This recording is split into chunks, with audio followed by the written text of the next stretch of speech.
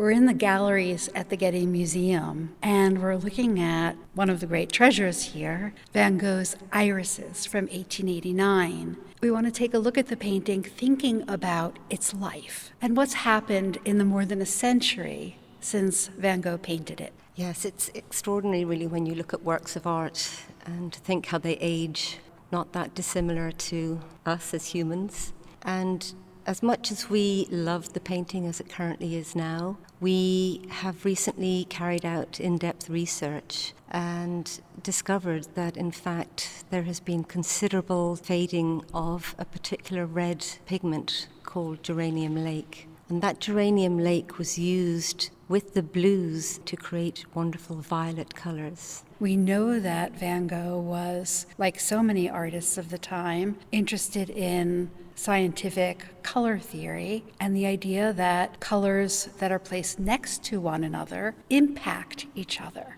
He was reading extensively works by Michel-Eugène Chevreuil and also Charles Blanc, talking about color theory and simultaneous color contrasts. When we look at the painting, you'll see the red foreground and the green leaves are complementing each other and making each other appear more bright. And what would have originally been violet or purple petals of the irises contrasting with the yellow flowers in the background. So I think even though currently we look at the painting and we are pretty amazed by how vibrant it is, I think originally when it left the easel, you would have had those contrasting colors. And the most interesting thing is by the recent research that we've carried out, we're almost confirming what Van Gogh wrote, that when Van Gogh arrived at the hospital in Saint-Rémy on the 8th of May, 1889, he took out his easel the following morning and started painting on this painting in particular. Confirming that is a letter we know Van Gogh wrote to his brother. I'm in the process of painting two works, one of violet irises and the other a lilac bush. So he didn't say blue irises. He did not say blue irises, and as we know, Van Gogh was fascinated by color. So for him to write the wrong term seems a little bit unusual. And in fact, we have many letters where he wrote to his brother asking specifically for certain kinds, certain colors of paint. So he was very learned and careful about the pigments that he was purchasing. And what this research has unveiled for us is really something extraordinary. So for many, many years, scholars have known, because of this letter, that the irises were violet. But we have never had any hard scientific evidence to prove that this was the case. Until now. Until now. And I speak on behalf of the scientists because they have really done all the hard work. And they've used various methods to do this, both non-invasive methods and invasive methods. And the non-invasive method has been able to actually identify the location of remnants of the red paint that we can't see with the naked eye. And they've taken a very, very small bit of paint and mounted that in resin and created a cross-section so that we can see the whole layer structure of the paint. And what it has shown us is that the uppermost layer is blue, but as we go down deeper into the painting, you see this wonderful violet color, which is the original color before it started to fade. Van Gogh is sitting amongst the irises in the garden at Saint-Rémy, this place where he is voluntarily gone to take care of his mental health. And he's painting what's available to him. He's painting the irises in the garden, and he sits down among them, and he mixes this geranium lake red and blue to make violet, to make purple. And that geranium lake paint has faded and left only the blue.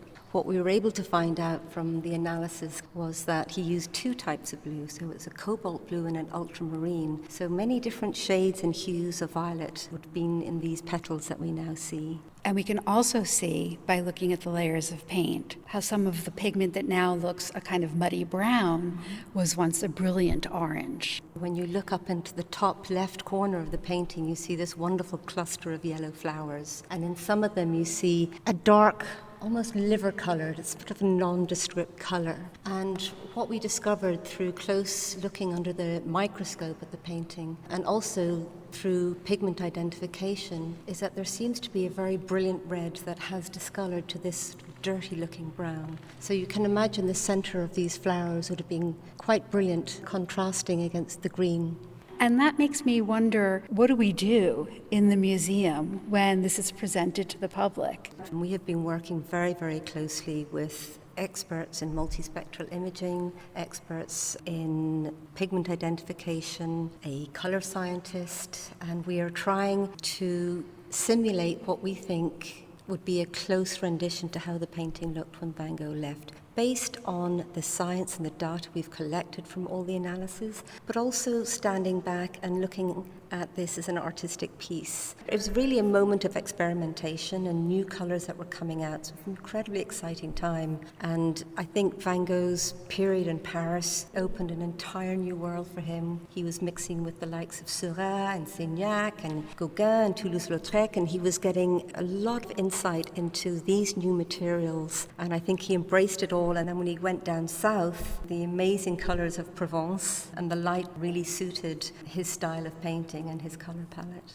It is important for us to remember just how new these kinds of vibrant colors were, and that the creation of these colors through chemical innovation was incredibly exciting. Exactly, and I think also you think about psychology, psychiatry in the 19th century. The doctor at the asylum was quite innovative in many ways in that he allowed Van Gogh to bring his paints and to paint in the asylum while he was there. According to the current director of the hospital, Dr. Boulon, who has been incredibly generous with us, he was of the opinion that this was really the first indication of a form of art therapy. And certainly Van Gogh found solace amongst nature, but for that first month that he was in the hospital, he was not allowed to leave the premises. So the only access to nature he had was this walled garden and the view from his window where he could look out into the fields and to the Alpil mountain range and the wonderful clouds in the sky. So for that first month, that was the only access he had to something that he got great comfort from. There's something really poignant to me about the way that these colors have changed over time, and also the way that flowers bloom, and as they're blooming, one is filled with the sadness of knowing that they're fugitive and ephemeral, and combining that with this first week or two in the hospital where he's gone to try to feel better. It's really moving to stand in front of this painting and think about its life over time. When you look at the petals of the irises, you have them here very much in full bloom, but if you look to the background, you have these very strange-looking irises. That's what happens with the petal of the iris as it ages, it sort of curls in on itself. And these have been applied on top of paint already, so it's giving you this impression that he has gone back to that area and he has now seized some petals that are dying, and he wants to put them into the composition as well. So sort of it captures the transience of life in many ways. And so we can see where he's painted on top of wet paint, and we can see the way that one color merged in with another. And colors are such joyful things in some ways. One almost can imagine him relishing the application of these beautiful colors onto this canvas. I think he would have got great joy from doing that, and I think the joy that it passes on over generation and generation is extraordinary. I mean, even when you look down at his signature, you know, he has actually gone back to his signature and strengthened his name. If you can imagine these were more violet, the signature would stand out an awful lot more. So it will be interesting to see how that comes out in the color reconstruction that we're working on. I have a greater sense of him, not the Van Gogh of an idea, but a real person who was ill, who is seeking healing and solace in this part of the garden. And that he was allowed to paint, that he was allowed to find comfort through art. And it's an interesting little story in that what brought us, myself and my colleague Catherine Patterson, the scientist, to the garden and to this hospital was that we found embedded in the paint something that looked like plant material. We reached out to Dr. Boulon, who very generously invited us to come to the garden, where we found all over the floor of the garden pollen cones that belong to what we believe is the umbrella pine tree. So really it was that tiny little seed that brought us to the garden that then enabled us to see these irises in their pure violet colour as Van Gogh would have seen it. And I can only speak for myself, but I think both Catherine and I felt this overwhelming sense of place and tranquility.